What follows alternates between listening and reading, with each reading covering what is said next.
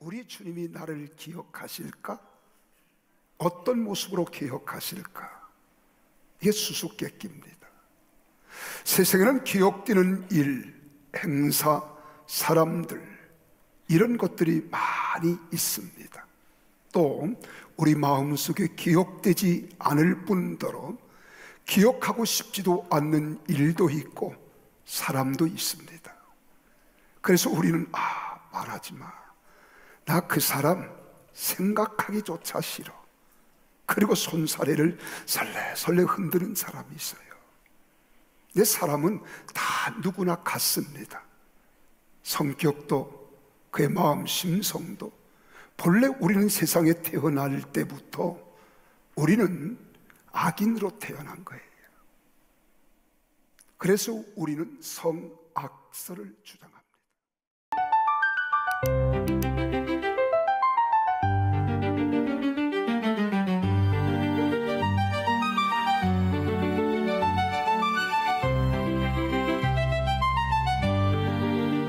안녕하세요. 오늘 저희가 함께 깊이 살펴볼 자료는요. 평택 순복음교회 강원식 목사님의 최근 주일 설교 영상입니다. 네, 지난 10월 19일 주일 3부 예배 실황 영상이죠. 맞습니다. 그 영상 속에서 느헤미야 13장 10절에서 14절을 가지고 주님께 기억되게 하라는 제목으로 설교하셨는데요. 이 설교를 통해서 하나님께서 기억하시는 신앙생활, 이 과연 뭘까? 그 핵심은 무엇일지 한번 파헤쳐 보려고 합니다. 흥미로운 주제네요. 설교가 던지는 질문 자체가 상당히 본질적이에요. 하나님은 과연 당신을 어떻게 기억하실까요? 이 질문으로 시작하는데요. 오늘 같이 답을 찾아가 보면 좋겠습니다. 네, 좋습니다. 이 설교의 배경이 되는 느헤미야 13장, 이게 사실 이스라엘 역사에서 보면 상당히 좀 혼란했던 시기거든요. 그렇죠. 느헤미야가 성벽 재건하고 잠시 자리를 비운 사이에 문제가 생겼던 거죠. 맞습니다. 느헤미야가 원래 페르시아 고위 관리였잖아요. 그가 예루살렘 총독으로 와서 성벽 재건이라는 큰 일에 마치고 잠시 페르시아로 돌아갔어요. 근데 다시 와보니까 그 짧은 시람에 공동체의 영적 기강에 아주 그냥 확 무너져 있었던 거죠. 설교에서도 그 부분을 지적했죠. 이방인과의 결혼 문제도 다시 불거지고. 네, 1절에서 3절 내용이죠. 그리고 심지어는 대제사장이 성전방을 암몬 사람 도비아에게 내주는 성전을 더럽히는 일까지 벌어졌습니다. 4절부터 9절까지 나와요. 정말 심각했네요. 더 심각한 건 백성들이 11조랑 예물을 제대로 안 내니까 상전에서 봉사해야 할 레위인들이 먹고 살 길이 막막해서 다 흩어져 버린 거예요. 10절 말씀이군요. 예배 시스템 자체가 무너질 위기였네요. 그렇죠.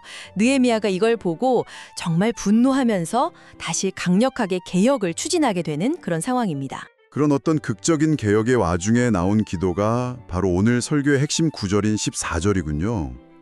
내 하나님이여, 이 일로 발미암아 나를 기억하옵소서. 내 하나님의 전과 그 모든 직무를 위하여 내가 행한 선한 일을 도말하지 마옵소서. 네. 이게 언뜻 들으면 제가 이렇게 잘했습니다 하고 약간 공적을 내세우는 것처럼 들릴 수도 있을 것 같은데요. 그렇게 볼 수도 있지만 설교에서는 좀 다르게 해석하죠. 이게 자기 자랑이 아니라 하나님의 성품, 특히 그분의 헤세드에 기대는 간절한 호소라고 설명을 합니다. 헤세드요? 네. 이 헤세드가 그냥 친절, 자비 이런 단순한 뜻 이상이잖아요. 언약에 기초한 하나님의 그 변함없는 사랑, 또 신실하심, 긍휼 이런 걸 다 포함하는 아주 깊은 개념이죠. 그렇군요. 그러니까 느헤미야는 바로 그 하나님의 신실하심을 믿고 자신이 하나님의 집과 그 직무를 위해 행했던 그 개혁들, 즉 하나님의 질서를 가로 세우려고 했던 그 마음과 행동들을 하나님 제발 잊지 말고 기억해 주세요. 그리고 이 개혁이 헛되지 않게 해주세요 라면서 하나님의 인정과 축복을 구하는 그런 기도라고 보는 거죠. 결국 이 기도가 오늘 우리에게 질문을 던지는 거네요. 당신은 하나님께 어떤 모습으로 기억되기를 원하십니까? 하고요. 네, 바로 그 질문이죠. 그럼 설교에서는 하나님께 기억되기 위해서 구체적으로 어떤 삶을 살아야 한다고 이야기하나요? 네, 설교에서는 크게 3가지를 강조하는데요. 하나님께서 특별히 주목하시고 기억하시는 신앙인의 중요한 덕목, 첫 번째가 바로 충성입니다. 충성이요? 네, 뭐 권찰부터 목사까지 모든 직분자, 아니 모든 성도에게 요구되는 가장 기본적이면서도 핵심적인 자세라고 설명을 해요. 아, 그 충성의 한자 풀이가 되게 인상적이었어요. 마음 심씨 위에 가운데 중, 그리고 말씀 언 옆에 이룰성. 맞아요. 그래서 마음의 중심에 하나님 말씀을 새기고 그 말씀을 이루려고 마음과 뜻과 힘과 목숨을 다하는 것. 이렇게 풀이하셨죠? 네, 그렇죠. 그 풀이를 통해서 충성이 그냥 단순한 순종이 아니라 말씀을 정말 깊이 내면화하고 거기에 모든 것을 거는 그런 전적인 헌신을 의미한다고 강조하고 있어요. 네. 그래서 성경 구절도 여러 개 인용하죠.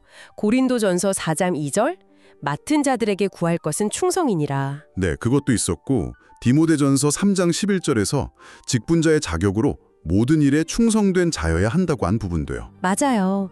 그리고 누가복음 19장 달란트 비유에서 작은 것에 충성하니까 더 큰 것을 맡기시는 거. 또 요한계시록 2장 10절에 죽도록 충성하라. 그리하면 내가 생명의 관을 내게 주리라는 약속까지. 와, 정말 많네요. 근데 여기서 특히 중요한 건 이 충성이 감정이나 외부 환경에 흔들리면 안 된다는 거예요. 뭐 환란이 오든 핍박이 있든 개인적으로 어렵든 그런 거에 상관없이 변함없는 충성, 그게 중요하다고 강조합니다. 그러네요. 아까 느헤미야 때 레위인들이 성전을 떠난 것도 결국 백성들이 11조 의무를 제대로 안 지킨, 어떻게 보면 불충성의 결과였잖아요. 그렇죠. 그러니까 내 기분이나 형편 따라서 막 바뀌는 게 아니라 어떤 상황에서도 하나님 명령과 내 직무에 신실한 것, 그걸 하나님께서 기억하신다, 이런 메시지군요. 정확합니다. 그리고 그 충성이 구체적으로 어떻게 표현되는가 하는 것과 연결되는 게 두 번째 핵심 요소인데요. 바로 11조 생활입니다. 아, 11조? 네, 설교에서는 하나님께서 성도의 11조 생활을 분명히 기억하신다고 아주 강하게 강조합니다. 근데 여기서 주목할 점은 11조를 뭐 해도 되고 안 해도 되는 선택사항이나 권장사항으로 보는 게 아니라 레위기 27장 30절에 근거해서 이건 하나님의 명령이고 마땅히 지켜야 할 의무다, 이렇게 딱 규정한다는 거예요. 11조의 의미도 그냥 돈 내는 행위, 그 이상으로 설명을 했어요. 이게 하나님의 것을 하나님 것으로 인정하는 신앙 고백이다. 그렇죠. 또 모든 소유가 사실은 다 하나님 것이라는 청지기 의식의 표현이고, 또 하나님의 은혜에 대한 감사 표현, 구원받은 성도의 증표다, 뭐 이렇게요. 네, 맞아요. 그러면서 심지어 목회자의 책임까지 아주 강하게 언급하는데요. 목회자는 성도들이 기쁨으로 11조를 드릴 수 있도록 반드시 가르쳐야 할 의무가 있고, 만약에 이걸 소홀히 하면 하나님께 책망받을 거라고까지 이야기를 합니다. 와, 굉장히 강하게 말씀하시네요. 네. 그리고 또 11조를 뭐 그냥 구약 율법이니까 지금은 안 지켜도 된다거나 좀 부정적으로 보는 시각에 대해서도 상당히 비판적이에요. 아, 맞아요. 그 근거로 마태복음 23장 23절을 인용하셨죠. 예수님이 바리새인들 책망하실 때 그들이 박하, 회항, 근체 같은 작은 것 11조는 드리면서 더 중요한 정의, 긍휼, 믿음은 버렸다, 이렇게 지적하시면서도 이것도 행하고 저것도 버리지 말아야 한다고 하신 말씀. 네, 바로 그 부분이죠. 즉 11조도 소홀히 하면 안 된다, 이런 해석이신 거죠? 그렇죠. 그리고 한 걸음 더 나아가서 말라기 3장 10절 말씀 있잖아요. 너희의 온전한 11조를 창고에 들여 나의 집에 양식이 있게 하고 그것으로 나를 시험하여 내가 하늘문을 열고 너희에게 복을 쌓을 곳이 없도록 붙지 아니하나 보라. 이 말씀을 인용하면서 온전한 11조는 하늘문을 여는 열쇠와 같다고까지 표현합니다. 하늘문을 여는 열쇠요? 네. 하나님께서 이 11조 드리는 걸 기억하시고 복을 약속하셨다는 점을 아주 부각시키는 거죠. 아까 느헤미야 시대의 레위인들이 생계 문제로 흩어졌던 걸 생각하면 이 11조 회복이 공동체 예배와 질서 유지에 얼마나 중요했는지 다시 한번 알 수 있는 대목입니다. 그렇군요. 충성, 그리고 11조. 그럼 하나님께 기억되기 위한 세 번째 요소는 뭐였나요? 바로 선한 행적입니다. 선한 행적. 네, 하나님께서 보시기에 아름다운 삶의 발자취, 그러니까 선한 영향력을 남기는 삶을 살아야 한다는 거죠. 이게 그냥 뭐 착하게 살아라, 이걸 넘어서 하나님의 뜻에 맞는 적극적인 선행을 의미한다고 볼 수 있어요. 아, 근데 흥미로웠던 건 이 선한 행적이 기도랑 연결된다는 설명이었어요. 네, 맞아요. 평소에 하나님 말씀대로 선하게 살아온 삶이 나중에 어려움에 처해서 기도할 때 하나님 앞에 담대하게 나아갈 수 있는 근거, 또 힘이 된다는 거죠. 맞습니다. 그래서 설교에서 성경 인물들 사례를 쭉 제시하잖아요. 사도행전 10장에 나오는 로마 백부장 고넬료, 그의 기도와 구제가 항상 하나님 앞에 기억되었다 이렇게 나오죠. 네. 그리고 다니엘이랑 세 친구, 사드락, 메삭, 아벳느고 이들이 이방 땅에서도 믿음의 정절 지키면서 선하게 살았기 때문에 사자굴에서도 풀무불 속에서도 하나님이 보호해 주셨다 이렇게 설명하고요. 히스기야 왕 이야기도 참 인상 깊었어요. 죽을 병에 걸렸을 때 벽을 향해서 기도하잖아요. 여호와여 구하오니 내가 주 앞에서 진실과 전심으로 행하며 주의 목전에서 선하게 행한 것을 기억하옵소서. 네, 이사야 38장 3절 말씀이죠. 그렇게 기도했더니 하나님께서 생명을 15년이나 연장시켜 주셨다는 거. 아, 정말 과거의 선한 행적이 결정적인 순간에 하나님께 기억될 수 있구나 하는 걸 보여주는 사례였죠. 그렇죠. 히브리서 6장 10절 말씀도 인용됐어요. 하나님은 불의하지 아니하사 너희 행위와 그의 이름을 위하여 나타낸 사랑으로 이미 성도를 섬긴 것과 이제도 섬기고 있는 것을 잊어버리지 아니하시느니라. 같은 맥락의 말씀이죠. 그렇군요. 결국 이 세 가지, 그러니까 변함없는 충성, 또 기쁨으로 드리는 11조, 그리고 하나님 보시기에 아름다운 선한 행적, 이것들이 쌓여서 하나님께 기억될 만한 삶을 이루는 거다. 이게 설교의 핵심 주장인 셈입니다. 네. 그러면서 마지막에 미련한 5 처녀 비유를 들면서 주님으로부터 내가 너희를 도무지 알지 못한다 이런 말 듣지 않으려면 항상 깨어서 자기 삶을 점검해야 한다 이런 경고도 덧붙이고요. 듣고 보니 이 모든 권면의 바탕에는 결국 그 느헤미야 시대의 엄중한 현실이 깔려 있는 것 같네요. 네, 그렇습니다. 느헤미야가 그렇게 애써서 개혁하려고 했던 게 단순히 규칙 몇 개 바로잡는 게 아니라 무너진 영적 질서, 성전의 거룩함을 회복하고 세속적인 가치관, 그러니까 이방 문화나 혼합주의 같은 걸 배격하고 예배 공동체를 다시 건강하게 세우려는 거였으니까요. 맞아요. 그래서 설교자도 느헤미야가 잠시 자리를 비운 사이에 대제사장 엘리야십마저 이스라엘의 원수였던 도비야랑 결탁해서 성전을 더럽히고 백성들은 또다시 11조를 외면했던 그 역사를 상기시키면서 경고하는 거죠. 우리 개인이나 신앙 공동체 역시 언제든 그렇게 쉽게 타락하고 세속화될 수 있다. 이걸 알아야 하고 그래서 끊임없이 자기를 돌아보면서 영적인 긴장을 늦추면 안 된다. 이 점을 강조하는 겁니다. 그런데 설교는 여기서 끝나지 않고 이런 신앙적인 권면을 국가적인 차원으로까지 확장해서 적용하고 해석하는 부분으로 넘어가더라고요. 네, 맞습니다. 이 부분은 설교자 개인의 어떤 특정한 시각이 담겨있는 내용이기 때문에 저희는 그 내용을 그냥 객관적으로 전달하는 데 좀 더 초점을 맞추는 게 좋을 것 같습니다. 네, 그게 좋겠습니다. 네, 설교자는 신앙의 문제가 개인이나 교회를 넘어서 국가의 흥망성쇠와도 직결된다. 이런 관점을 제시했습니다. 예를 들면 구소련이 왜 붕괴했는지, 또 시진핑 정부 하에 중국이 겪는 어려움, 그리고 북한의 현실 같은 것들을 하나님을 부정하거나 기독교를 탄압한 결과로 해석하는 그런 시각을 보여줬어요. 반면에 우리나라, 대한민국의 발전과 번영에 대해서는 좀 다르게 설명했죠. 네, 초대 대통령 이승만이 기독교 정신에 입각해서 나라를 세웠고 또 많은 국민들이 하나님을 경외하고 기도해왔기 때문에 대한민국이 이렇게 발전할 수 있었다, 이렇게 주장을 했습니다. 특히 북한과 비교를 하면서 김일성은 교회를 파괴하고 주체 사상을 내세운 결과 북한은 어려움을 겪는데 하나님을 경외한 대한민국은 경제적으로 크게 성장했다, 이런 논리를 폈습니다. 더 나아가서 현재 정치 상황에 대한 구체적인 평가와 함께 좀 미래에 대한 예언적인 발언까지 하셨어요. 네, 이 부분은 좀 민감할 수 있으니 발언 내용을 그대로 전달해 드리겠습니다.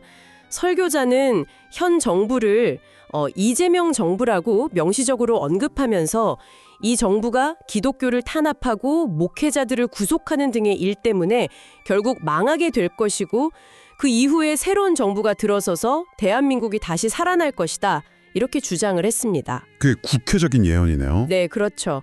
그리고 자유민주주의에 입각한 남북 통일을 위해서도 기도해야 한다, 이런 점도 역설했고요. 그러니까 설교자는 현재 정치 상황과 국가의 미래에 대해서 자신의 어떤 신앙적인 신념에 기반한 구체적인 진단과 전망을 제시한 것이라고 볼 수 있습니다. 네, 알겠습니다. 그럼 정리를 좀 해보면요.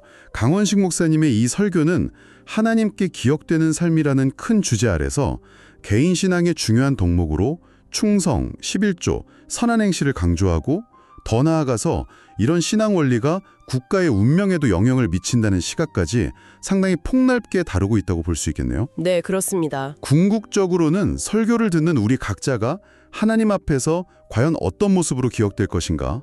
이걸 깊이 생각하게 하고 의식적으로 하나님을 기쁘시게 하는 삶을 살도록 촉구하는 상당히 강력한 메시지라고 할 수 있겠습니다. 맞아요. 이 설교가 하나님께 기억된다는 게 어떻게 보면 좀 추상적일 수 있는데 이걸 충성, 11조, 선행이라는 아주 구체적인 행동들과 연결시킨다는 점이 특징적이죠. 네. 우리를 하면 어떨까 싶습니다. 오늘 들으신 내용을 바탕으로 혹은 그 너머에서 여러분에게 하나님께 기억된다는 것은 개인적으로 어떤 의미로 다가오시는지요? 여러분의 삶과 신앙 여정 안에서 하나님께서 당신을 꼭 이렇게 기억해 주셨으면 하는 가장 소중한 모습 또는 가장 중요하다고 생각하는 행동이나 내면의 자질은 무엇일지 한번 좀 깊이 생각해 보시는 시간을 가져보시는 것도 좋지 않을까 싶습니다. 보통 어떤 사람으로 또 어떤 삶으로 기억되고 싶어 할까요? 오늘 이 시간에는 고대 개혁가였던 느헤미야의 이야기를 통해서 하나님께 기억되는 삶이란 과연 무엇인지 그 의미를 깊이 파고드는 한 편의 설교를 함께 분석해 보겠습니다. 자, 이 질문 정말 중요하죠. 누구나 이 땅에 좋은 흔적, 긍정적인 유산을 남기고 싶어 하잖아요. 그런데 그게 진짜 뭘 의미하는 걸까요? 그리고 어쩌면 더 중요한 질문일 텐데 우리는 과연 누구에게 기억되기를 원하는 걸까요? 이야기는 이렇게 시작됩니다. 성경에 나오는 느헤미야라는 인물이 페르시아에서 고향으로 돌아왔는데 와 보니까 공동체가 완전히 영적으로 사회적으로 무너져 있었던 거죠. 느헤미야가 딱 보니까 첫 번째 문제가 뭐였냐면 신앙의 신소성이 사라진 거였어요. 율법에 따르면 분명히 구별해야 할 이방인들이 공동체에 그냥 섞여 살고 있었던 거죠. 이러면서 정체성도 흐려지고 뭐랄까 신앙이 이것저것 뒤섞여버린 상태가 된 겁니다. 근데 이게 다가 아니었어요. 더 심각한 건 하나님의 성전, 그 신성한 공간이 더럽혀졌다는 겁니다. 심지어 성전 안에 있는 아주 중요한 방 하나를 누구한테 내줬는지 아세요? 바로 예루살렘 성벽 재건을 집요하게 방해했던 원수, 도비야에게 말이죠. 정말 기가 막힐 노릇이죠. 그리고 세 번째 문제는 책임감의 분괴였습니다. 사람들이 11조를 안 내기 시작하니까 성전에서 일하던 레위인이나 찬양대원들이 먹고 살 길이 막막해진 거예요. 결국 이분들이 자기 일 다 내팽개치고 고향 밭으로 돌아가 버렸어요. 그러니 하나님의 집이 텅텅 비게 된 거죠. 자, 이런 총체적 난국 앞에서 느헤미야는 어떻게 했을까요? 주저앉아 절망했을까요? 아니요. 그는 즉시 아주 단호하게 개혁에 착수합니다. 느헤미야는 정말 체계적으로 문제를 해결해 나갑니다. 먼저 공동체의 순수성을 되찾기 위해 이방의 영향력을 끊어냈어요. 그리고 더럽혀진 성전을 깨끗하게 정화했고요. 또 무너졌던 11조 제도를 다시 세웠습니다. 마지막으로 이걸 바탕으로 흩어졌던 레위인들을 다시 불러 모아서 각자의 자리로 돌려보냈죠. 자, 여기까지가 역사적인 이야기인데요. 그럼 이 수천 년 전의 개혁 이야기가 오늘 우리랑 무슨 상관이 있을까요? 바로 이 지점에서 설교는 느헤미야의 행도를 통해 하나님께 기억되는 삶이 뭔지 그 구체적인 세 가지 덕목을 우리에게 보여줍니다. 네, 하나님이 기억하시는 세 가지 덕목. 이게 바로 이 이야기의 핵심입니다. 과거의 사건에서 오늘 우리가 붙잡아야 할 삶의 원칙을 배우는 거죠. 설교에서 강조하는 그 세 가지가 바로 이겁니다. 첫째는 충성, 둘째는 11조, 그리고 셋째는 선한 행적입니다. 하나씩 좀 더 자세히 살펴볼까요? 먼저 충성인데요. 이 설교에서는 한자의 뜻을 풀어서 아주 인상적으로 설명해요. 중자는 가운데 중, 밑에 마음심이 있죠. 그러니까 마음의 중심이라는 뜻이고요. 성자는 말씀 언에 이룰 성이 합쳐진 겁니다. 이걸 합치면 충성이란 건 그냥 주인을 따르는 게 아니라 하나님의 말씀을 마음 한가운데에 두고 어떤 어려움이 있어도 그걸 반드시 이루어내는 것을 의미하는 겁니다. 정말 깊은 뜻이죠. 두 번째 덕목은 11조입니다. 이건 선택사항이 아니라 신앙을 가장 구체적으로 보여주는 행위라고 설교는 강조하는데요. 말라기서에 나오는 이 말씀이 그 핵심을 잘 보여줍니다. 11조를 단순히 수입의 10분의 1을 내는 행위, 그 이상으로 보는 거예요. 이 세상 모든 것이 사실은 내 것이 아니라 하나님의 것이라는 걸 인정하는 믿음의 표현이라는 거죠. 그러니까 감사와 순종의 마음으로 하나님의 것을 하나님께 돌려드리는 행위, 이것이 바로 하나님이 주시는 축복의 통로가 된다는 겁니다. 그리고 세 번째, 선한 행적입니다. 이 표가 그 의미를 아주 명확하게 보여주는데요. 세상적인 선행과 하나님이 기뻐하시는 선행은 동기부터가 다르다는 거예요. 사람들에게 칭찬받으려고 하는 행동은 시간이 지나면 다 잊히지만 오직 하나님을 사랑하는 마음으로 조용히 행한 선행은 하나님께서 영원히 기억하신다는 거죠. 우리가 추구해야 할 보상이 어디에 있는지를 생각하게 만듭니다. 이 선한 행적은 히브리어로 헤세드라는 단어와 연결되는데요. 이건 그냥 착한 일이 아니라 하나님의 성품, 그분의 끝없는 친절과 자비와 사랑을 우리가 삶으로 보여주는 걸 의미해요. 구원받으려고 애쓰는 게 아니라 이미 받은 구원의 은혜에 감사해서 자연스럽게 하나님의 성품을 닮아가는 거죠. 자, 그렇다면 느헤미야는 왜 그렇게까지 하나님께 기억되고 싶어 했을까요? 이게 그냥 자기 공을 내세우려는 교만한 마음 아니었을까요? 설교는 절대 그렇지 않다고 선을 긋습니다. 느헤미야의 기도는 저 잘했죠? 하고 자랑하는 게 아니었어요. 그건 오히려 하나님, 제가 이룬 이 개혁이 다시 무너지지 않게 지켜주세요 라는 겸손한 간청이었고요. 또 사람들한테 인정받는 것보다 하늘의 상급을 바라는 신실한 마음의 표현이었던 겁니다. 설교는 이 모든 교훈을 오늘 우리 사회에 적용하면서 마무리합니다. 결국 신앙인의 충성, 11조, 선행은 단순히 개인의 구원을 넘어 한 국가의 건강과 번영에까지 영향을 미치는 선한 영향력의 원천이 된다는 거죠.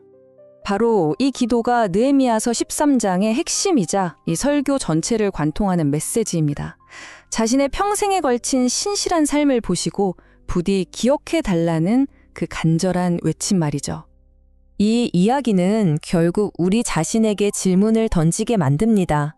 사람들의 평가를 넘어서 영원하신 하나님께서 기억해 주시기를 바라는 그런 삶을 우리는 지금 어떤 행동으로 만들어가고 있을까요? 여러분의 삶은 무엇으로 기억되기를 바라시나요?